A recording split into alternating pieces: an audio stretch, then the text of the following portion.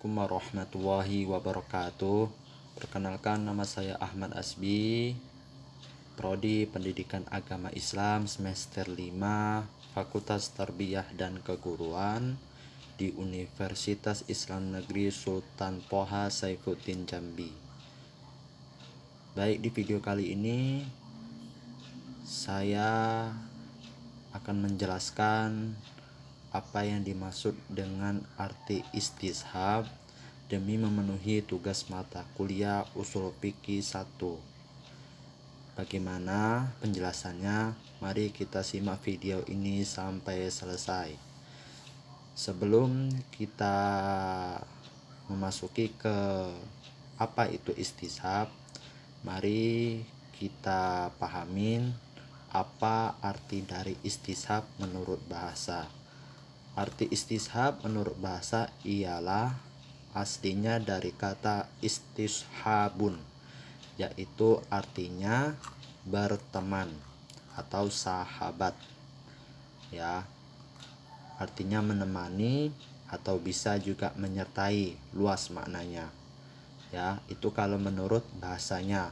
Sedangkan menurut istilahnya ialah, kalau menurut Imam Isnawi, ya, istishab artinya berlakunya hukum yang telah ada dan yang telah ditetapkan karena suatu dalil sampai ada dalil lain yang mengubah hukum-hukum tersebut. Terus Ibnu Al-Qayyim Al-Jauziyah, menurut beliau istishab ialah menetapkan apa yang pernah ditetapkan dan mentiadakan apa yang sebelumnya tiada.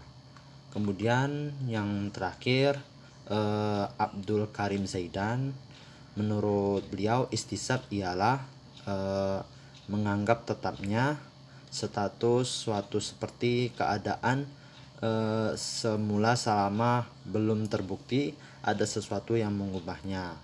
Ya, istishab juga bisa dikatakan berlakunya hukum yang telah tetap di masa lalu diteruskan sampai yang akan datang selama tidak terdapat yang mengubahnya.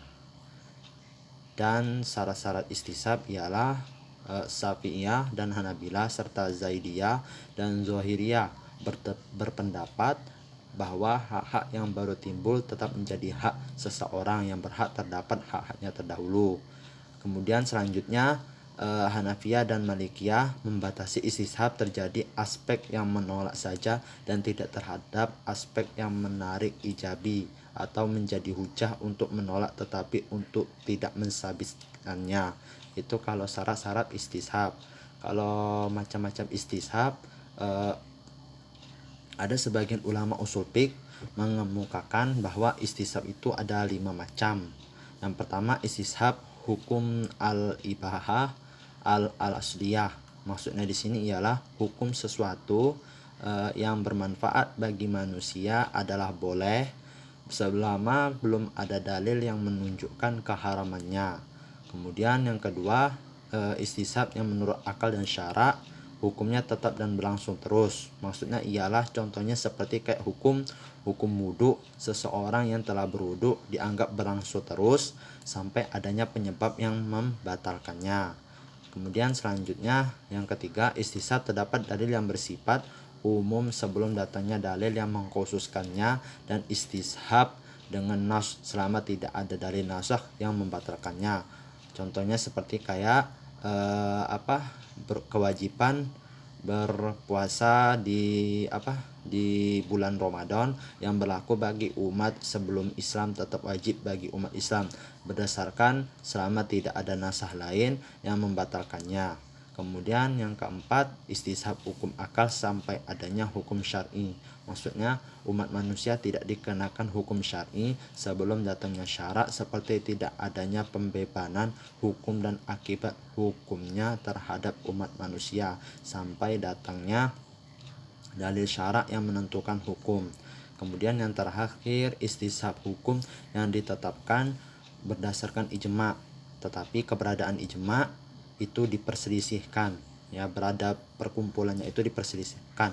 Contohnya seperti kayak fikih menetapkan berdasar ijma' bahwa tatkala air tidak ada boleh bertayamum andaikan air tidak ada itu boleh bertayamum ya untuk mengerjakan sholat, tetapi dalam keadaan sholat ia melihat ada air, apakah sholat harus dibatalkan? Nah, menurut ulama Malikiyah dan Syafi'iyah, menurut Imam Maliki dan Imam Syafi'i, orang tersebut tidak boleh membatalkan sholatnya karena adanya ijma yang mengatakan bahwa sholatnya sah apabila sebelum melihat air. Mereka menganggap hukum ijma tetap berlaku sampai adanya dalil yang menunjukkan bahwa ia harus membatalkan sholatnya kemudian berwudu dan mengulangi sholatnya. Ulama Hanabilah dan Hanafiyah mengatakan orang yang melakukan sholat dengan tayamum dan ketika sholat melihat air, ia harus membatalkan sholatnya untuk berwudu ya. Contoh istisab, terjadi perkawinan antara laki-laki A dengan perempuan si B. Kemudian mereka berpisah dan berada di tempat yang berjauh selama 15 tahun. Itu contoh untuk istishab ya. Kemudian yang selanjutnya, dasar hukum istishab itu dapat diambil kesimpulan bahwa sebenarnya istishab itu bukanlah cara menetapkan hukum, akan tetapi pada hakikatnya adalah menguatkan atau menyatakan tetap berlaku suatu hukum yang pernah ditetapkan karena tidak ada yang mengubah atau yang mengecualikan. Jadi kesimpulan dari materi judul istishab ini ialah merupakan landasan hukum yang masih diperselisihkan. Akan tetapi, kita sebagai umat Islam sepatutnya kita mempelajari dan mengetahui setiap hukum-hukum yang ada. Istishab merupakan suatu hukum yang menganggap tetapnya status suatu seperti keadaan semula selama belum terbukti sesuatu yang mengubahnya. Dan yang terakhir, kita jangan hanya melihat dari suatu sudut yang pandang saja, akan tetapi mempelajari secara cermat mengenai seluk-beluk istishab itu sendiri dari keseluruhan aspeknya. Mungkin di video kali ini hanya inilah yang dapat saya sampaikan, lebih kurang saya mohon maaf. Wabillahi taufiq wal hidayah. Astagfirullahaladzim. Assalamualaikum warahmatullahi wabarakatuh.